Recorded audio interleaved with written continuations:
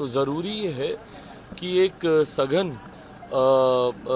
ये एसआर होना चाहिए ताकि इस बात को सुनिश्चित किया जा सके कि वोटर लिस्ट में किसी तरीके की कोई धांधली ना हो, विशेषता कोई घुसपैठिया, कोई ऐसा व्यक्ति जिसके बारे में हमारे संविधान में स्पष्ट तौर से कहा गया है कि जो भारत का नागरिक नहीं हो उसको हमारे देश के सबसे बड़े अधिकार मताधिकार का दुरुपयोग करने का उसको मौका ना मिले।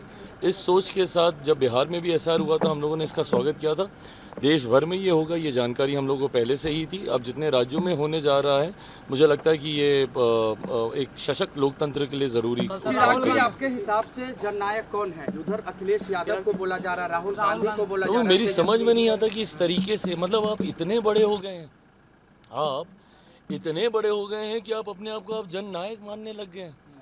बताइए, इतने सालों के परिश्रम, संघर्ष, समर्पण के बाद जो उपाधि हमारे पूर्वजों को दी गई है, आप तुरंत, अभी तो आप कुछ हुए नहीं, एक बार आप मुख्यमंत्री तक आप नहीं बने हैं और आप अपनी तुलना उन महानायकों के साथ आप करने लग गए हैं जिन्होंने सही मायनों में बिहार के लिए अपना पूरा जीवन समर्पित करने का कार्य किया। ये अहंकार दर्शाता है, ये दर्शाता है कि आज आप कितने अहंकारी हो गए हैं। आप जननायक जैसी आप उपाधि आप अपने नाम के साथ आप लगा रहे हैं।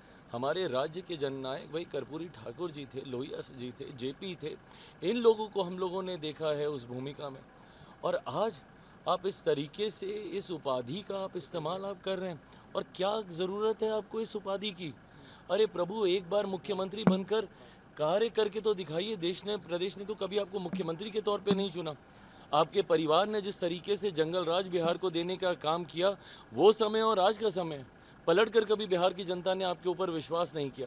आप जो बार बार दम भरते हैं कि भाई पिछली बार हमको इतने सारे विधायक हम जीत कर ले आए, इतने सारे विधायक हम जीत कर ले आए, आप इसलिए जीत कर ले आए क्योंकि पिछली बार there was a divided NDA, NDA में एक बिखराव था, उसका लाभ कहीं ना कहीं आपने उठाया। बट आज की तारीख में तो परिस्थिति पूरी उल्टी है भाई।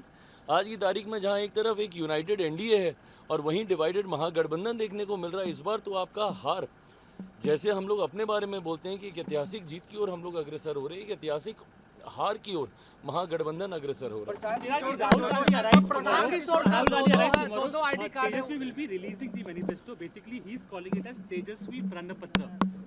Well, I don't understand the reason why are they releasing it today.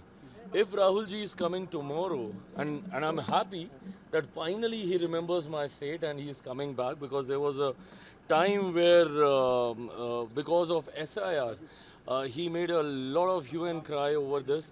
But then after that he just vanished. He completely vanished from the scenario.